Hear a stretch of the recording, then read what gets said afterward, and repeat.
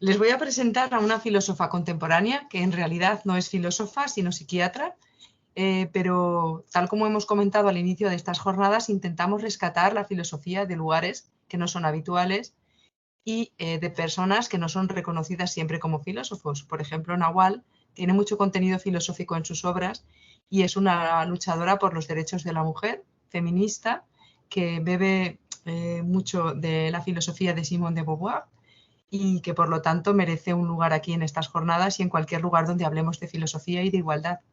Nahual al-Saadawi es una mujer egipcia contemporánea, murió recientemente y tal como ven en este guión, les voy a hacer un recorrido biográfico por la autora, hablaremos brevemente de su obra, intentaremos situar los sucesos históricos recientes para comprender el motivo y los efectos de su lucha, veremos las influencias y su pensamiento y finalmente les voy a proponer una situación de aprendizaje que diseñamos en mi centro y que funcionó, la llevamos a cabo durante 2 cursos seguidos y fue bastante productiva y bastante interesante para el alumnado.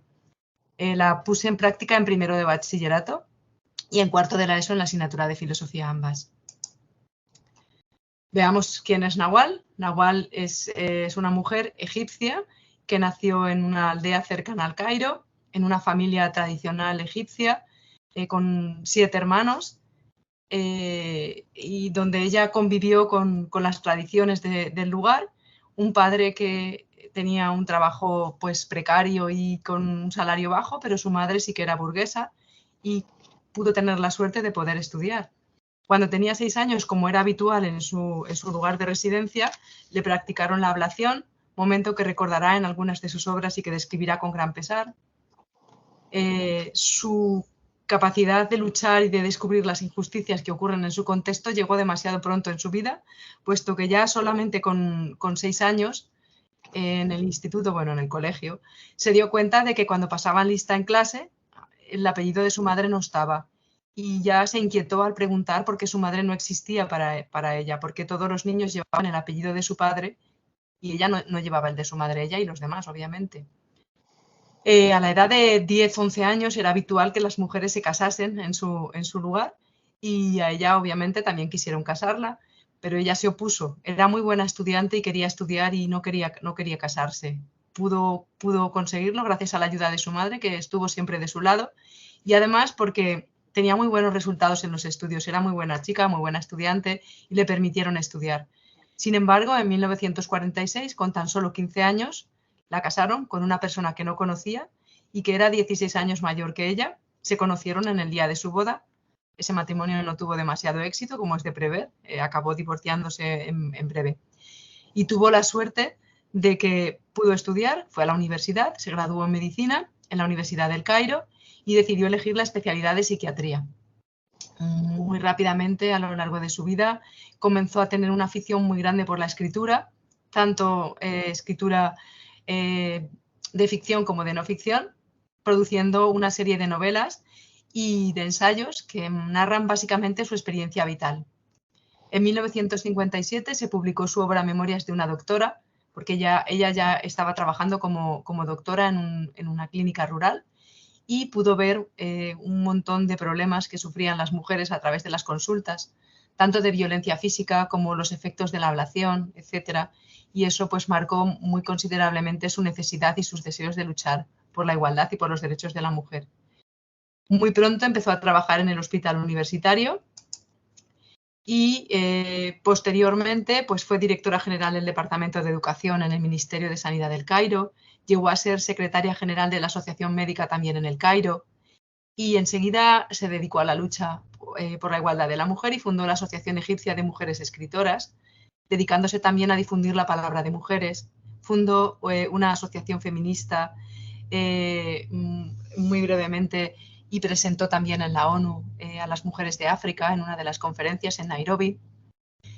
Publicó Women and Sex, con lo cual ya firmó su sentencia, puesto que fue una obra que fue enseguida prohibida en Egipto.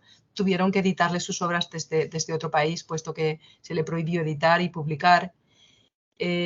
En ese momento ya había conseguido grandes logros, era miembro del Consejo Supremo de Artes y Ciencias Sociales del Cairo, dirigía el hospital, era una mujer pública, había publicado bastantes obras pero justamente en esos momentos fue acusada de apostasía, fue acusada de instigar a los estudiantes a la rebelión, se le acusó también de tener inclinaciones marxistas en un momento en que la política de su país era bastante fundamentalista.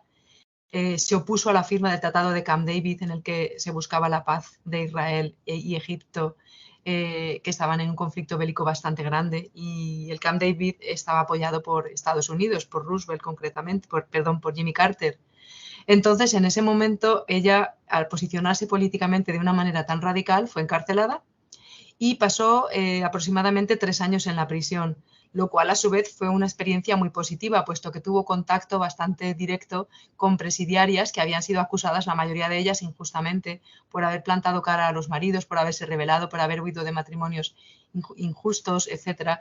Y ahí, pues, la pobre, pues simplemente con un lápiz de perfilar cejas y rollos de papel higiénico, pudo escribir un libro muy interesante que se publicó en 1983, Memorias de la cárcel. A partir de ahí también fundó una asociación para los derechos humanos y acabó siendo exiliada a Estados Unidos, puesto que recibió varias amenazas de muerte.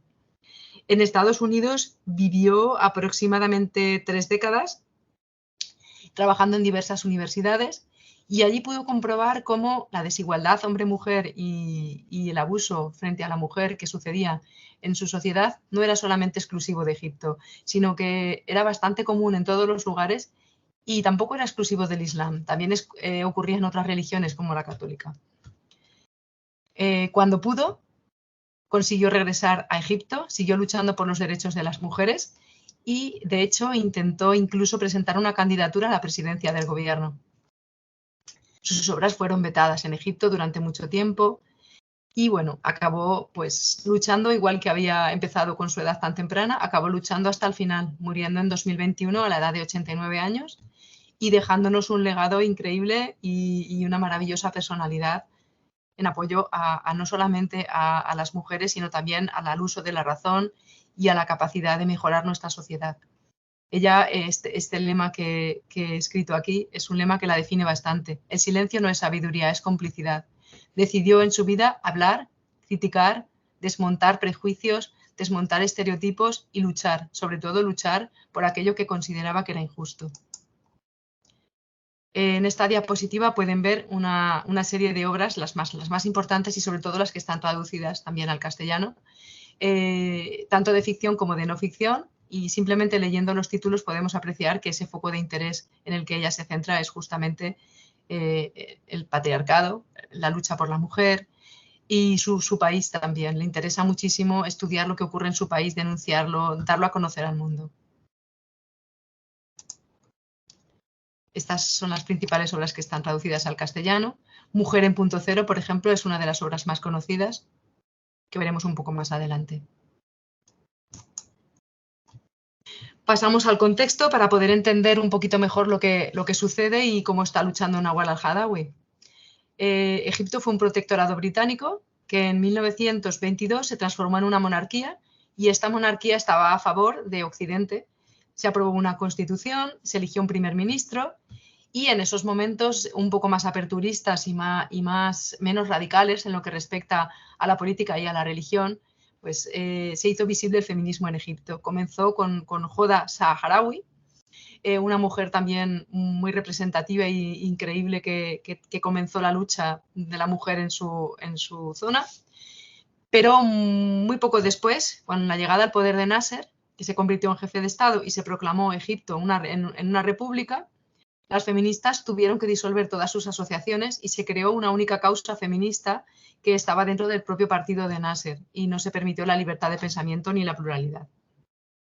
En 1970 llegó al poder Anwar el-Sadat, acercándose al capitalismo occidental, aunque fue asesinado muy pronto, y subió al poder Hosni Mubarak, elegido como presidente. En estos momentos ya nos estamos acercando al surgimiento de los fundamentalismos religiosos y los fundamentalismos también en política.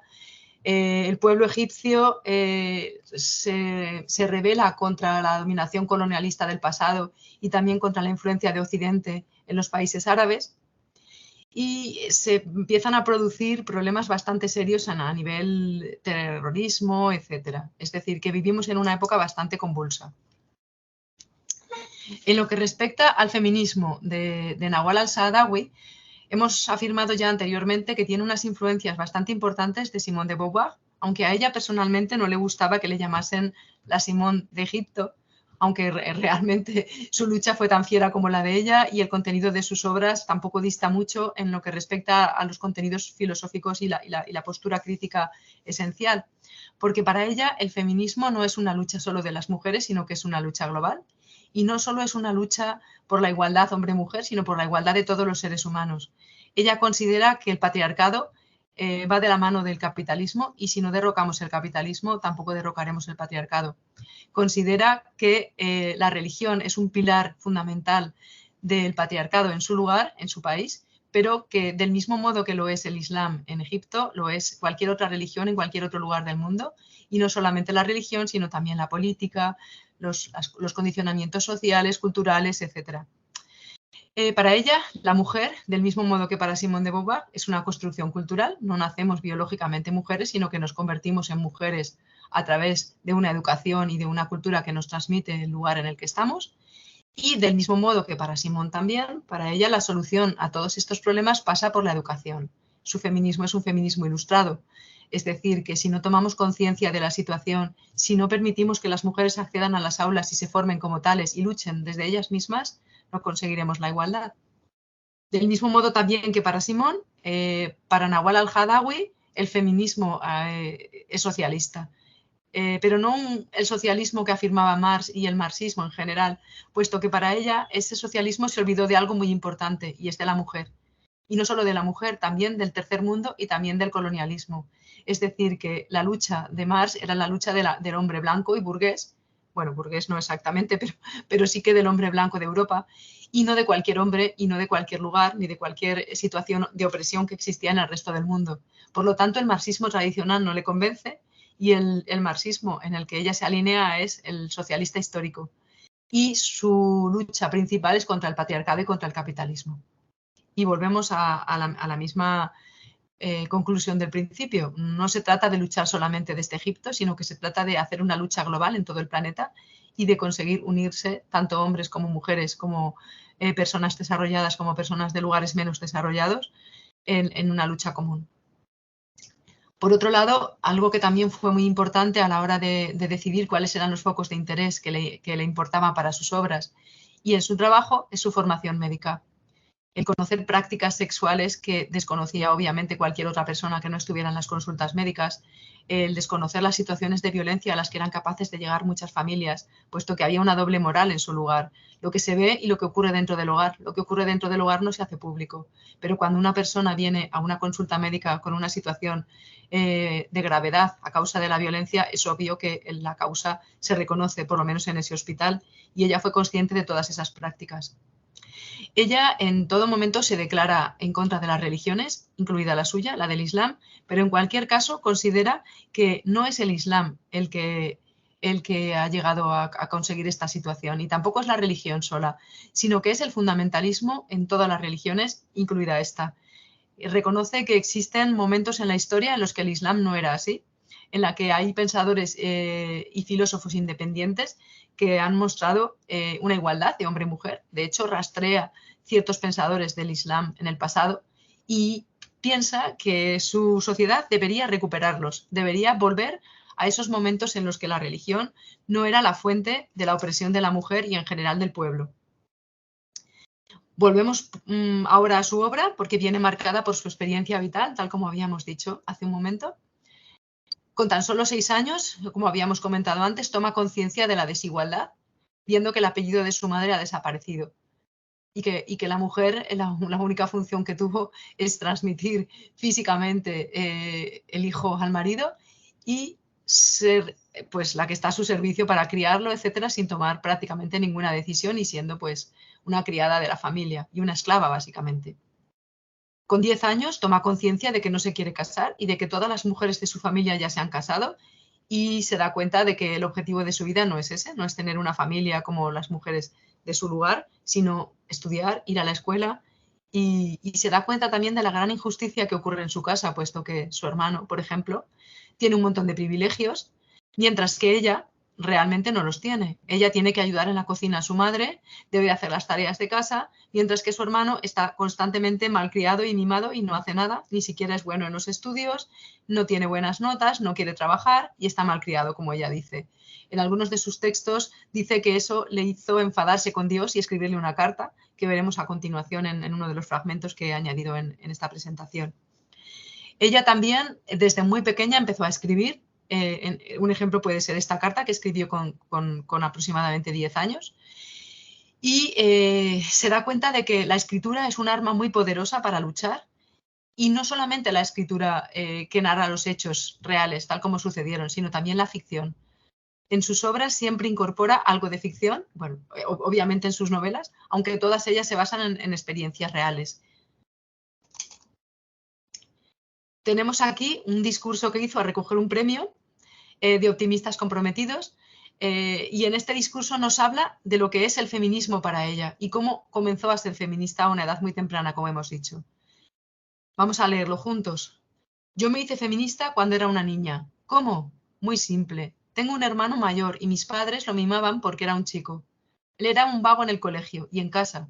Tampoco trabajaba, pero tenía todos los privilegios porque era un chico. Yo era una niña. Era muy buena en la escuela porque quería contentar a mis padres y era muy buena en la cocina ayudando a mi madre. Pero me daban la mitad que a mi hermano.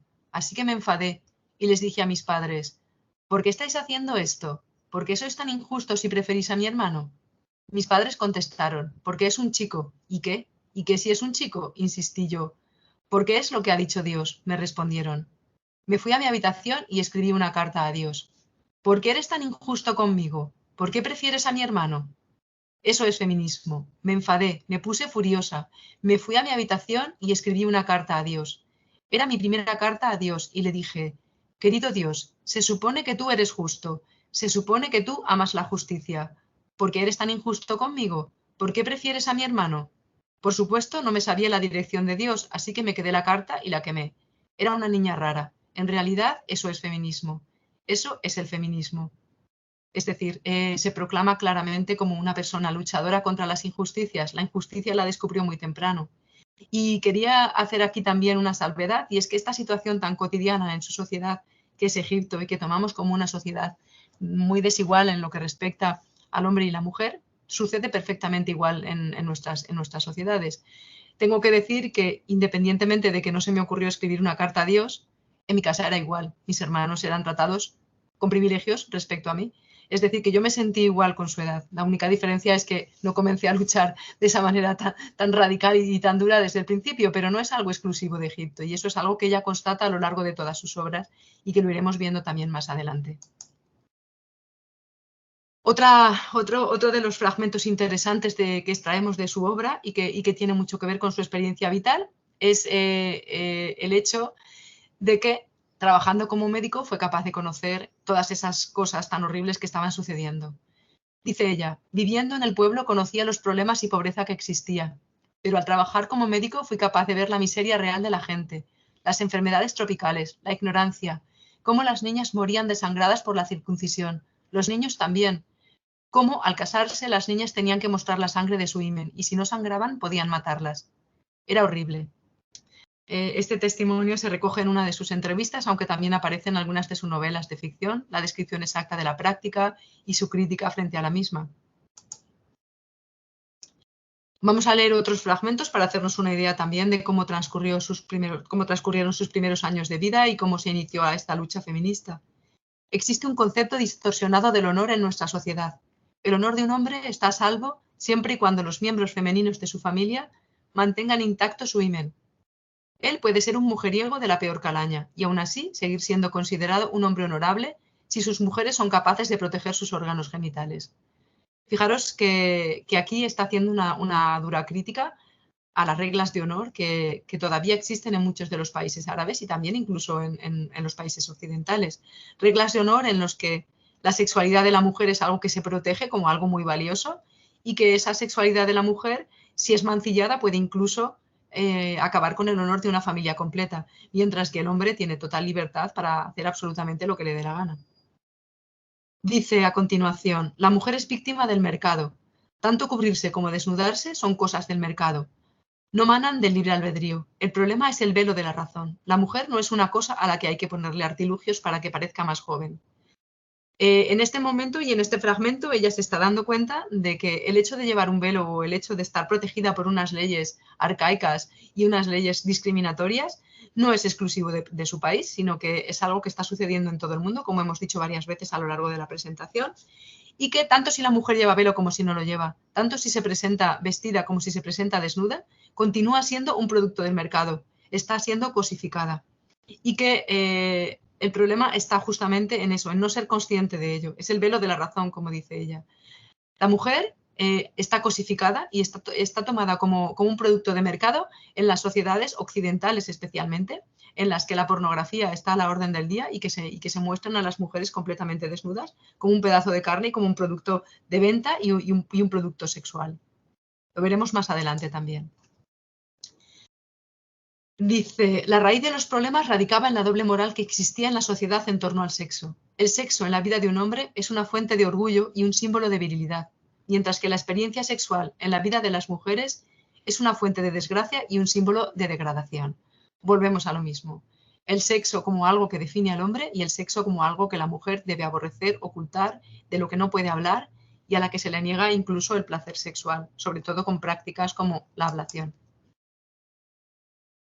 Mostramos aquí los elementos que ella resalta como importantes a la hora de tener una opresión y a la hora de tener una sociedad patriarcal, sobre todo en su sociedad, obviamente, que es de la que ella está hablando y es la que conoce. Por ejemplo, el mito de la virginidad. La virginidad es algo que se exige de las mujeres musulmanas.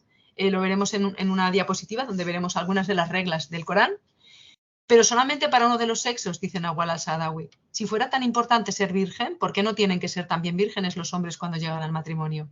Es una obligación moral solamente para la mujer, pero no solamente es una obligación moral, sino que la mujer se juega la vida en ello, puesto que si no llega a ser virgen a la hora de casarse, y de hecho se les hace la prueba perfectamente, y si no puede demostrar que es virgen, puede incluso ser condenada a muerte por el padre o por el propio novio. La educación. Nawal al-Saadawi es consciente de que sin educación las mujeres no pueden acabar con esa opresión, que el elemento de lucha principal que tenemos en nuestras manos es justamente eso, tomar conciencia de los problemas y luchar. Y como hemos dicho también antes, no es una lucha solamente contra el patriarcado, sino que es una lucha global. Y no es una lucha solamente de las mujeres egipcias, sino que es una lucha global de todo el planeta. Se necesita denunciar y asociarse. Las mujeres tienen que unirse para acabar con esa opresión y los hombres también. Otro de los elementos que para ellas son esenciales a la hora de entender y analizar su cultura es el hecho de que la ablación se sigue practicando en su sociedad a los 6-7 años aproximadamente. En los años 70, que es cuando ella escribe estos textos, en Egipto, el 97,5% de las familias no instruidas practicaban la ablación a sus hijas y el 66,2% de las instruidas lo practicaban también. Ella tuvo la suerte de pertenecer a ese 66,2% que le permitió estudiar y acabar teniendo esta profesión que tantos éxitos le proporcionó, pero evidentemente no se libró de la ablación. En los años 70, hoy sigue produciéndose en muchos de los países, no tengo los datos exactos porque dependiendo de las fuentes que examinemos va variando. Es cierto que se ha reducido considerablemente, pero se sigue produciendo en muchos lugares del planeta. ¿Para qué se produce la ablación? Pues básicamente es una práctica de control sexual, para que la mujer no pueda sentir placer durante las relaciones sexuales. Es la mejor manera de conseguir que nunca se vaya con otra persona que no sea el marido, puesto que no tendrá ningún tipo de atracción por el hecho sexual. Por otro lado, para ella también es esencial hacer un análisis exhaustivo de las leyes de familia que rigen en su sociedad. En estas leyes el hombre se puede divorciar, pero cuando se divorcia, simplemente porque lo ha decidido sin ninguna traba legal ni ninguna burocracia excesiva, la mujer tiene que hacerse cargo de los hijos, el hombre se desentiende completamente de ellos, pero es que además el padre de la mujer o incluso la mujer misma debe devolver la dote a la familia del hombre. Con lo cual, aparte de que tiene que darle una cantidad bastante considerable económica, aparte de eso, los padres tampoco la admiten porque es una vergüenza haberse tenido que divorciar, porque la culpa del divorcio siempre es de la mujer. Por lo tanto, ella se queda sola, sin sus padres, sin hogar y a cargo de sus hijos y teniendo que devolver esa dote. Con lo cual, muchísimas veces las mujeres incluso prefieren no divorciarse o prefieren sufrir el maltrato o sufrir las vejaciones de los maridos o incluso la muerte. Otras veces incluso los hombres pueden llegar a matar a sus mujeres por honor y por supuesto maltratarlas. La mujer sin duda es una propiedad más del hombre, es pues como cuando tienes una ovejita o un caballo o un perro, básicamente. Tenemos aquí otra de las prácticas de las que ella también se preocupa y que estudia y que rastrea, es el uso del velo. En algunos de sus textos tiene reflexiones tan interesantes como esta. El velo empezó con el judaísmo y el cristianismo y era el castigo a Eva por haber accedido al conocimiento, es decir, por haber comido del árbol de la ciencia. La mujer, por ser curiosa, por querer conocer, fue castigada y uno de los castigos fue el velo, que simboliza el corte de la cabeza. Las convierte en seres sin cabeza, es decir, metafóricamente, personas que no deben pensar, que no deben utilizar la razón, deben de ser simplemente herramientas de los hombres. En el cristianismo, por ejemplo, el velo se ha utilizado mucho en la tradición y se sigue utilizando todavía. Indicaba que una persona era muy devota y cuando la mujer llevaba el velo y se cubría, era una persona pues mucho más respetable y mucho más honorable. El Islam heredó esta costumbre del cristianismo, por lo tanto, Nahual se sorprende de que en Occidente haya tanto problema ahora con que las mujeres lleven un velo, puesto que es una práctica que ni siquiera procede del Islam. Pero ella no está a favor del uso del velo y tampoco está a favor de estas exigencias de las religiones, puesto que, como hemos anunciado ya antes, no cree que la religión sea un elemento de liberación de la mujer, sino todo lo contrario. Ella se rebela contra el uso del velo, puesto que dice, si los hombres tienen deseos sexuales y también los tienen las mujeres, velar a las mujeres es una manera de que éstas no produzcan deseos sexuales en los hombres. Pero si las mujeres sienten deseos sexuales por los hombres, ¿por qué no velamos también a los hombres? ¿Tiene algún sentido esta tradición? La explicación que ella le dan no le funciona, es decir, sigue siendo desigualitaria y machista. En una entrevista que le hicieron en 2017, con 86 años ya, nos relata la experiencia de cuando le practicaron la ablación, bastante dura, y pues que es una de las cosas que también le hizo despertar y le hizo luchar de esta manera tan fuerte. Dice, lo cierto es que yo me había olvidado de mi propia circuncisión, completamente. Sufría amnesia infantil, un mecanismo de defensa de los niños para olvidar el dolor. Sin embargo, ya con 20 años, cuando entré a la Facultad de Medicina y empecé a oír el llanto de niños y niñas en las consultas de los doctores, recordé. Recordé aquella noche en la que con 6 años me sacaron de la cama, me llevaron al lavabo, me abrieron los muslos al máximo y con una cuchilla me cortaron un trozo de carne. Mi familia era cultivada, pero la costumbre de escindir el clítoris en aquellos años estaba muy extendida en el campo y en las ciudades. Así que cuando recordé lo que me había pasado, me comprometí a trabajar en mi propia recuperación y en ayudar a todas las niñas. No quería eso para mi hija. Y ahí empezó mi lucha. Sí, creo que fue ahí. Había tocado un tabú muy arraigado. Incluso los médicos se me echaron encima. Yo era directora de salud pública y el ministro de Sanidad me despidió.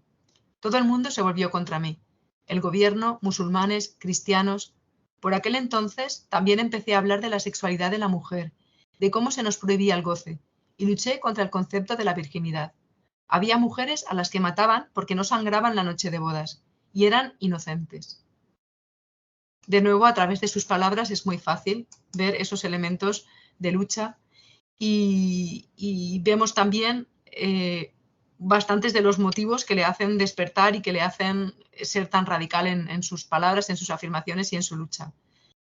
El derecho islámico, la Sharia, que permanece todavía y que es la causa de muchas de estas prácticas en este momento y en el momento en que ella escribió. Dice, el matrimonio no puede ser forzado, el contrato matrimonial es acordado entre el wali o guardián de la novia y el novio, no entre el novio y la novia. Es decir, no es la mujer, ni el hombre tampoco, quien busca a su mujer, sino su familia, sus padres, normalmente. Bueno, sus padres no, su padre. Solo un musulmán libre puede ser el wali de la novia. El wali de la novia, por lo general, es un pariente de la novia, preferiblemente su padre. La endogamia, búsqueda de pareja en el núcleo de la comunidad vecina, y poligamia son comunes en algunos países islámicos. Es decir, la poligamia está admitida y también es uno de los motivos por los que la mujer tampoco tiene ninguna posibilidad de salir de ahí. El Corán permite que los hombres golpeen a sus esposas si sospechan de la infidelidad de estas, si sospechan simplemente. Si ya está confirmada, pueden incluso llegar a matarlas sin tener ninguna consecuencia penal. Los hombres poseen el derecho de utilizar el cuerpo de sus mujeres como una posesión, utilizándolo como y cuando el hombre lo desee y desde el consentimiento de la y donde el consentimiento de la mujer no está sujeto a discusión. Es decir, una violación, el matrimonio es como si dijéramos la legalización de la violación, tal cual. El Corán también alienta la discusión y el acuerdo mutuo en las decisiones familiares, aunque la decisión del hombre es la definitiva. Es decir, deja muy claro que el hombre es el jefe de la familia. Ella, por ejemplo, tal como habíamos anunciado también, no se sitúa a favor del Islam, aunque sí que es consciente de que el Islam se ha radicalizado y de que hay versiones mucho más ligeras y mucho más respetuosas en el pasado. Se sitúa en contra de todas las religiones. Nunca podré defender el Islam. De hecho, no defiendo ninguna religión. Son todas iguales. He leído el Corán muchas veces y lo he comparado con otros libros sagrados de otras religiones y son similares. ¿En qué? En que todos están en contra de las mujeres. Si hacemos un repaso histórico por las religiones de nuestro planeta, veremos que prácticamente en todas ellas las mujeres son las culpables de los males. Eva comió la manzana. Las mujeres católicas, por ejemplo, no tienen capacidad de ser sacerdotas, son recluidas, son esclavas, evidentemente, igual que ocurre con el Islam. No tienen capacidad de decisión. Pandora abrió la caja de los males. Las mujeres son las brujas, se alían casi siempre al mal. Es decir, que nos encontramos claramente con una discriminación de la mujer a partir de todas las religiones. Y Naguan pues no podía menos que ser consciente de ello. Por lo tanto, se declara atea. Vamos ahora a ver algunas de sus obras, como por ejemplo Mujer en punto cero, que es una obra de ficción y es un relato de una mujer que ella conoció realmente y que prácticamente un 80% de lo que narra es realidad, es las consecuencia de las conversaciones que tuvo con ella. La conoció en prisión y le contó pues cómo había ido su vida porque esta mujer estaba a punto de ser condenada a muerte. Bueno, ya había sido condenada y estaba a punto de recibir la ejecución. Bueno, pues esta historia es una historia que relata algo muy cotidiano en el Egipto de su momento y que venía siendo muy habitual. Una mujer que fue casada siendo muy joven con una persona mucho mayor que ella, 60 años tenía el marido cuando ella tendría pues 10, 12, que era lo habitual en su momento. Se casa obviamente no por amor y siendo muy niña y recibe muy malos tratos por parte del marido hasta el punto de que llega un momento en que no puede soportarlo más y decide huir de casa.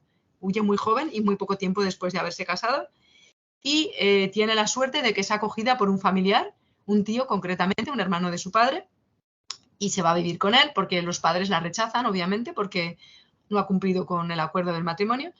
En casa de su tío, primero todo va bien, pero pronto el tío empieza a abusar de ella, es decir, la viola tal cual.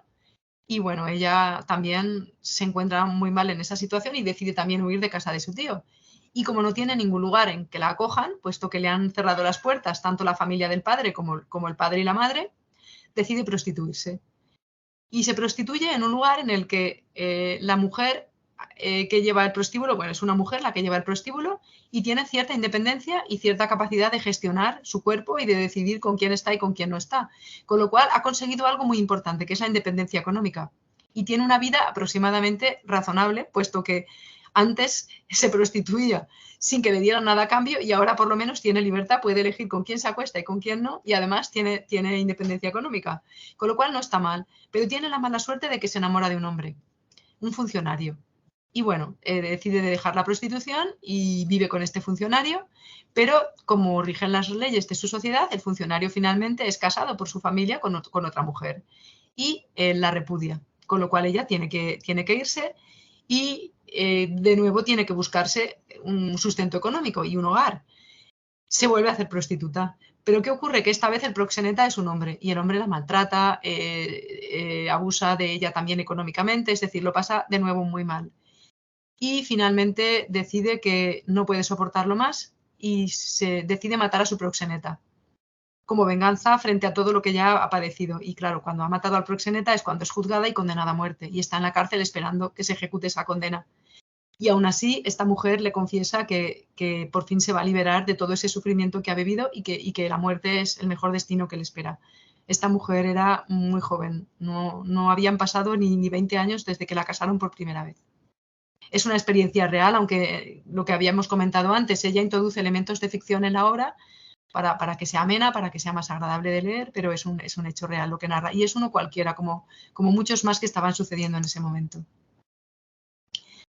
En sus obras, tanto de ficción como de no ficción, los puntos clave que aparecen son los tabúes de la sociedad egipcia, tales como el honor, las restricciones religiosas, la moral hipócrita, puesto que de cara a la galería todo está perfecto, en las familias todo va bien, pero dentro de las casas se produce toda esa violencia, las mujeres son silenciadas, existe una gran desigualdad y una explotación tanto sexual como laboral de las mujeres.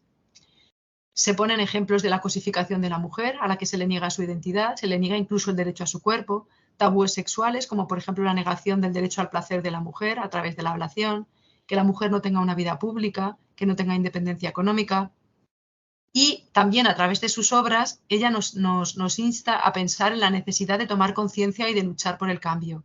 Y aboga, como hemos dicho antes, por la educación como único modo de conseguir que la mujer se libere y como modo también de conseguir que la mujer sea sumisa, porque para ella la religión lo que hace es lavar el cerebro a las mujeres, puesto que se les amenaza con un castigo para que obedezcan a las normas, se les amenaza con el infierno, se les amenaza con el castigo de Dios directamente.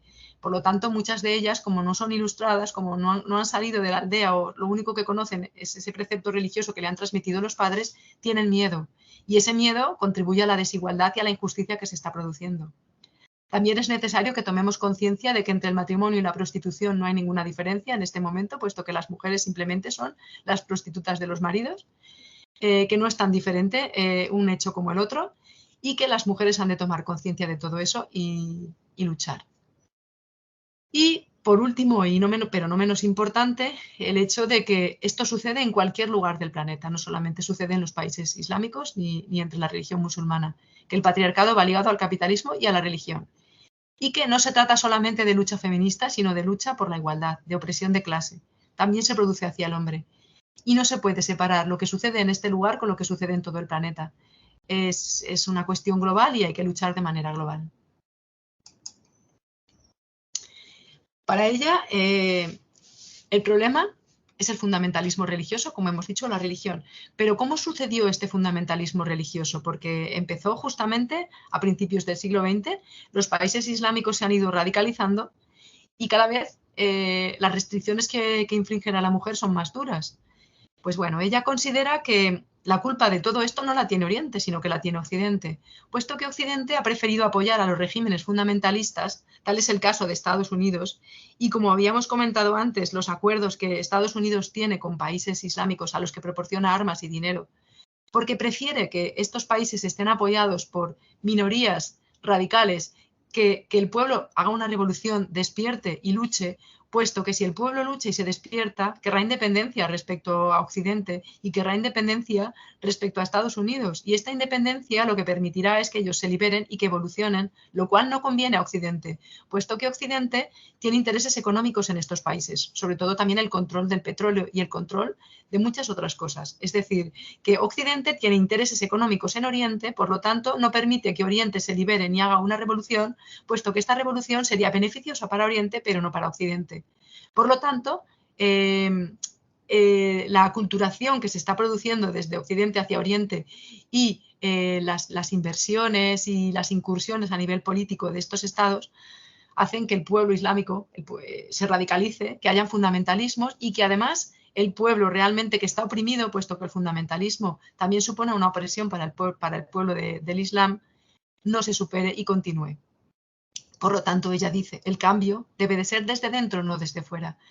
No podemos permitir que venga otro país, como pueda ser Occidente, por muy buenas intenciones que tenga, a liberarles, sino que ellos mismos deben volver a sus raíces culturales y encontrar elementos del Islam que sean más abiertos y respetuosos y que sean más tolerantes y que sean, sobre todo, más humanos y mucho menos fundamentalistas. Y eso solo se consigue mediante la ilustración. No es que Nawal al-Saadawi esté a favor del Islam ni a favor de la religión, pero sí que considera que una religión más tolerante y una religión más anclada en las tradiciones y en las costumbres del pasado puede producir pues, una liberación mucho mejor que la que en este momento se está consiguiendo. Por otro lado, como habíamos comentado antes, el patriarcado y el capitalismo se dan la mano. Y bueno, aquí tenemos otra de las frases de Nahual: la ley nunca puede ser justa en una sociedad clasista, patriarcal, colonial, religiosa y racista, que discrimina a la gente según su clase, color, sexo, religión, nacionalidad, lengua. Por lo tanto, volvemos a la idea inicial de que se trata de una lucha global. Y global no solo en lo que respecta a la cantidad de gente que debe de luchar, sino a los ámbitos que deben de implicarse en esa lucha. Bueno, estamos en lo mismo, el control del petróleo, Occidente apoya regímenes no democráticos, bueno, redundamos en la misma experiencia. Y también, como habíamos avanzado, el problema del fundamentalismo pues pasa por la ilustración, impulsar las fuerzas progresistas del Islam, reinterpretar la tradición, elegir su lado más tolerante, colaborar, y bueno, lo mismo, tenemos un problema global y hay que luchar en términos de igualdad. Y sobre todo, pues buscando su propia identidad cultural, no siendo aculturados y siendo sometidos a las normas de Occidente.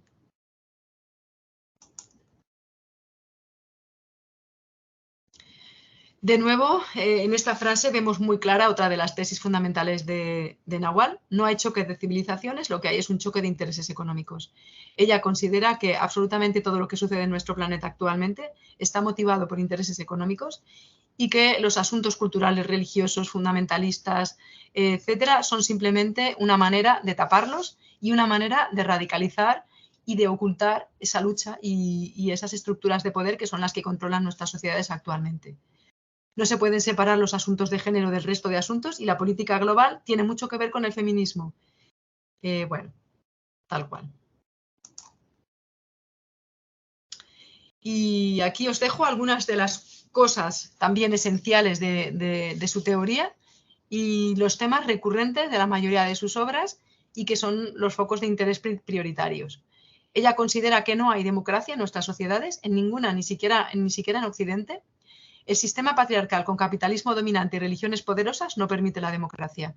Es decir, vivimos en una ilusión en la que todo depende del dinero, del capitalismo, son las grandes multinacionales y las empresas las que gobiernan y no los políticos, y el voto es básicamente una ficción, puesto que no votamos ideales ni partidos políticos, sino que elegimos al capricho de las multinacionales y de las empresas que financian las campañas electorales y que controlan y dominan desde dentro a nuestros propios políticos. Otro tema importante de nuestra autora es la mutilación genital y también hace reflexiones interesantes respecto a la mutilación genital masculina. Ella considera que ambas mutilaciones sirven como ejemplo de sumisión del ser humano ante Dios. Al hombre le eliminan una de sus partes más sensibles para demostrarle que todo depende de Dios y para humillarlo ante él. A la mujer la fuerzan a la monogamia y la someten al marido y eliminan su capacidad de tener placer. No son comparables, puesto que la mutilación genital femenina es mucho más radical, pero ambas suponen una arma religiosa que Nahual considera que debería de lucharse contra ella. También piensa esencialmente que la religión es un lavado de cerebro que sirve para mantener al pueblo dormido, porque lo adoctrina, lo esclaviza y duerme la mente, y que la única manera de luchar contra eso es liberarse también de los dogmas religiosos y liberarse de muchos de los prejuicios y normas de las sociedades que son impuestas por regímenes totalmente autoritarios y adoctrinadores.